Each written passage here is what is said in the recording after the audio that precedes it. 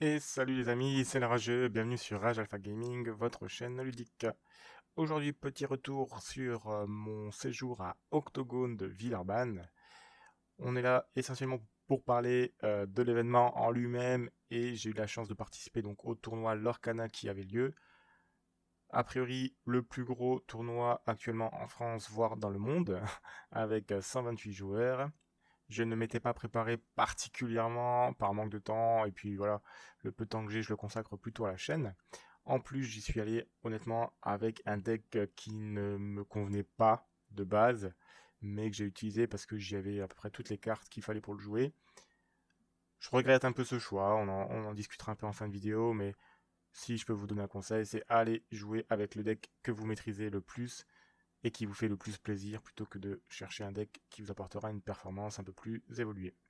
Comme je le disais donc, la convention regroupait un tournoi Lorcana de 128 joueurs, c'est énorme, surtout quand on sait que les règles officielles de tournoi ne sont actuellement pas encore sorties. Elles sortiront pour la saison 2, voire la saison 3.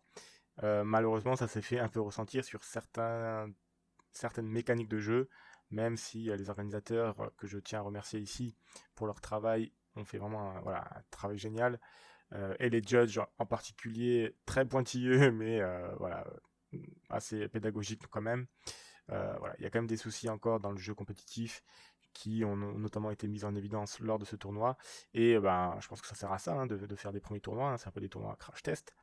Mais voilà, je pense qu'il y aura quand même des conclusions à tirer de ce genre de tournoi, que ce soit pour les joueurs ou pour les organisateurs. Et on essaiera peut-être de faire un petit débriefing dans cette vidéo. Mon tournoi commence donc contre Jack O'Lantern, qui m'a vraiment surpris. Donc honnêtement, il y avait vraiment tout type de joueurs, hein. Il y avait des joueurs, des tryharders, hein, comme je les appelle. Il y avait des enfants, il y avait des gens habitués à jouer, des gens qui avaient que quelques parties à leur actif. Il y avait vraiment tout type de joueurs. Et moi, j'affronte donc Jack O'Lantern lors de ma première partie.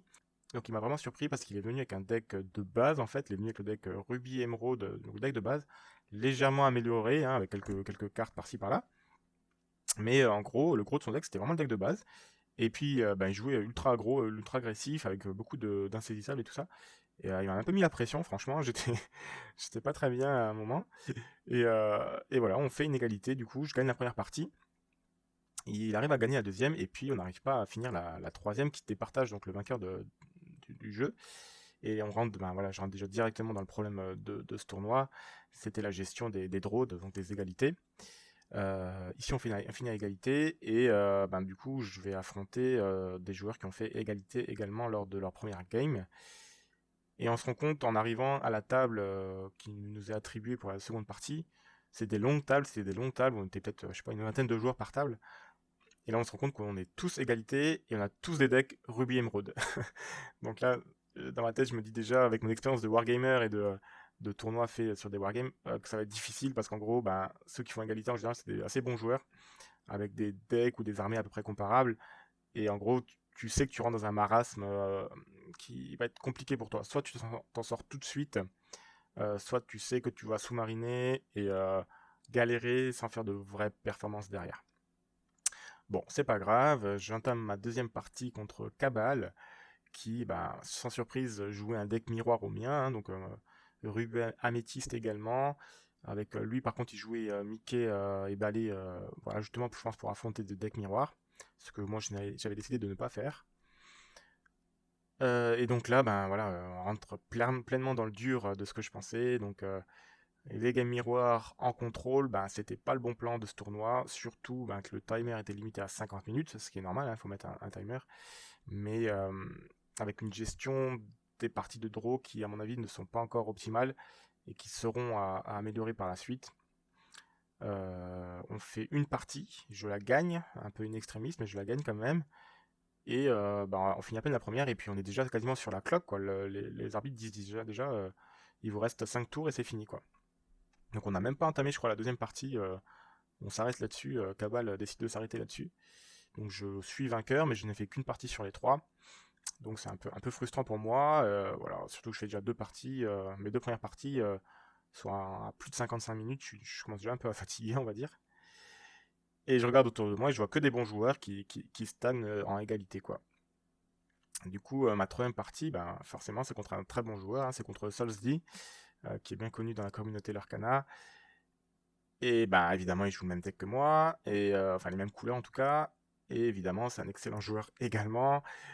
Et on se neutralise. Voilà, il prend un avantage, je pense, au début de partie. J'étais pas loin de perdre, je pense. Après, j'arrive à égaliser. Et puis bah là, c'est encore pire que la seconde, que la seconde partie. Là, on finit à égalité, mais on n'a même pas fini une game, quoi. On finit à 0 game terminé, fin de la partie, quoi. Et là, voilà, c'est là où ça pose souci. La gestion des égalités va vraiment poser souci dans l'Arcana, parce que les games actuellement peuvent durer effectivement un peu longtemps.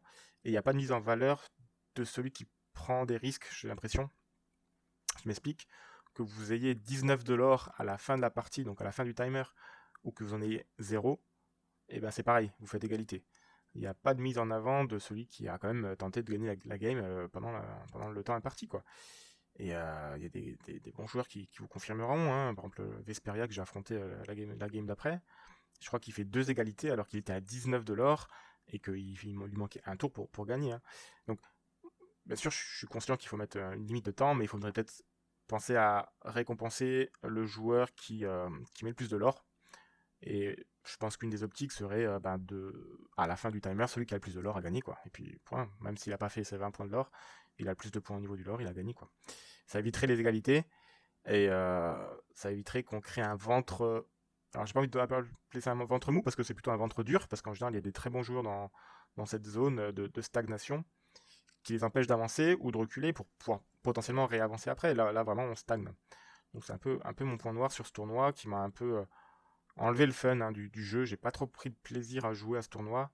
J'ai pris énormément de plaisir ailleurs, dans les rencontres, dans les discussions, dans la convention en elle-même. C'était vraiment génial. Mais en termes de jeu, c'était bof. Encore une fois, peut-être en partie par ma faute, en étant venu avec un deck que je n'avais peut-être pas envie forcément de jouer. Donc j'entame ma quatrième partie de la journée. Je suis un peu rincé parce que du coup j'ai fait 3 games à plus d'une heure de jeu. Euh, j'ai pas encore eu le temps de manger parce que les pauses sont très courtes. Voilà, donc je suis un peu rincé et j'affronte que des bons joueurs. Et donc ma quatrième partie, c'est contre Vesperia, également un joueur assez connu dans la communauté, qui a déjà gagné des tournois, qui joue les mêmes couleurs que moi encore une fois.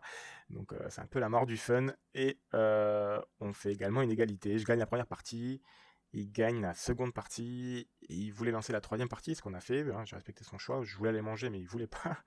Et du coup on a lancé la troisième partie, mais du coup on a à peine eu le temps de distribuer les cartes, je crois que le judge avait lancé les 5 derniers tours, donc on s'est arrêté là-dessus. Donc j'en suis à ma troisième égalité sur 4 games. Voilà. Je sais par expérience qu'en termes de performance, c'est mort pour moi. Bon, ça ne m'empêche pas de prendre du plaisir, hein, par ailleurs, hein, de discuter, tout ça. Mais voilà, j'espère un peu rencontrer lors de ma partie suivante des autres couleurs de deck que celles que je joue moi et que j'ai affrontées moi jusqu'à présent. Et ben du coup, je suis un peu récompensé lors de ma cinquième partie contre Pauline. Je suis désolé, j'ai oublié son pseudo. Je crois que c'est Hydrocanon, elle m'en voudra peut-être pas. Mais voilà, Pauline, du coup, qui a repris le TCG il y a pas longtemps et qui joue les couleurs que je voulais jouer, hein. Elle joue Embrassier.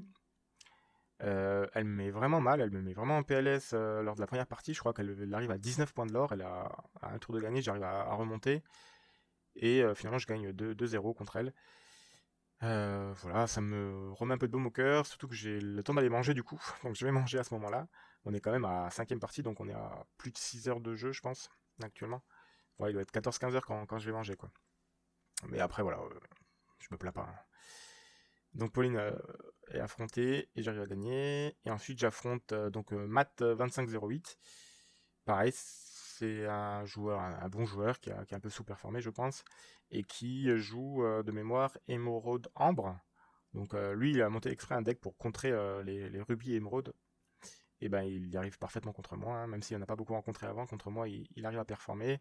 Je crois qu'il me sort 3 Cusco la première partie et 2 Cusco la deuxième. Enfin, il met mal et il gagne 2-0. Moi, à ce moment-là, j'étais vraiment fatigué. Je fais des misplays, je pense. Et puis, j'étais en mode, voilà, j'ai pris mon plaisir, j'ai pris mon kiff. On y va. Et donc, Matt 2508 me bat 2-0. Et on attaque la dernière partie de la journée. Ce sera contre Nate 38, également un très bon joueur de l'Arcana, qui joue les mêmes couleurs que Matt de mémoire, et qui, ben, comme Matt, me met 2-0. Il me contre parfaitement mon deck. Donc voilà, ça c'était le résumé de ma journée, de jeu en tout cas à l'Orcana. Je finis avec 9 points. Voilà, si on fait le compte, au bout de la 4e partie, je n'ai pas perdu une seule partie.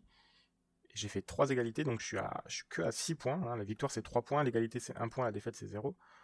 Donc en n'ayant perdu aucune partie à la 4e partie, je suis au même score que des joueurs qui ont fait 2 victoires, 2 défaites. C'est pour ça que je vous dis que la drone, ça ne sert à rien. Honnêtement, ça ne sert à rien. Donner la victoire à celui qui a le plus de points d'or, ça lui fera une victoire et ça fera une défaite à l'autre. Mais ça permettra à l'autre de se relancer peut-être mieux en fait. L'égalité ne sert strictement à rien. Donner des victoires, des défaites, mais ne faites pas d'égalité. Et je pense que le jeu compétitif, s'il veut vraiment être compétitif, devra partir là-dessus. Parce que l'égalité dans l'Arcana ne rime à rien. C'est une course à l'or. Celui qui a mis le plus de points d'or a gagné. Et puis voilà. Partons là-dessus. C'est mon humble avis sur ce jeu. En tout cas, en termes d'expérience personnelle, les couleurs de contrôle sur un jeu qui n'est pas encore stable et qui est limité à 50 minutes, pour l'instant, c'est pas le bon plan. C'est la fausse bonne idée. C'est vraiment la fausse bonne idée. Même si je sais qu'il y a des gens qui ont performé avec ça. Il fallait en fait gagner tout de suite et rester en haut de la table, enfin en haut du classement pour pouvoir vraiment performer. Si vous faisiez des draws, vous étiez mort. Donc voilà, j'aurais peut-être dû partir sur les couleurs que je voulais jouer initialement, qui étaient l'ambre et l'acier. J'aurais peut-être fait moins de bonnes performances, hein, je dis pas, mais j'aurais peut-être pris un peu plus de plaisir au niveau de la table. En tout cas, au niveau de la convention en elle-même, c'était vraiment génial. J'ai rencontré plein de gens. Ceux qui voient la vidéo, n'hésitez pas à commenter si vous vous reconnaissez dans les gens avec qui je discutais. En termes d'expérience individuelle et de kiff, hein, ludique au sens large, c'était vraiment incroyable. Je recommande Octogone à tout le monde. Et pour moi, en tout cas, c'est déjà rendez-vous pris pour l'année prochaine. Voilà les amis, mon petit tournoi Lorcana 128 joueurs à l'Octogone, mon ressenti. Je ferai des vidéos plus en détail sur la composition des decks des vainqueurs, qu'est-ce que moi personnellement j'ai joué, et qu'est-ce qui performe actuellement sur le Lorcana. Mais là, le but de la vidéo, c'était pas ça, c'était plutôt de vous faire mon ressenti sur ce tournoi. Bien sûr, vous n'oubliez pas hein, le petit pouce bleu, le petit commentaire pour me dire si vous auriez aimé y être et ceux qui ont été, ce qu'ils en ont pensé. L'abonnement pour ne pas louper la suite. On se retrouve également sur Twitch pour nos lives habituels. Et sur ce, une bonne pioche à tous. Et bien sûr, ciao ciao les amis. Wow!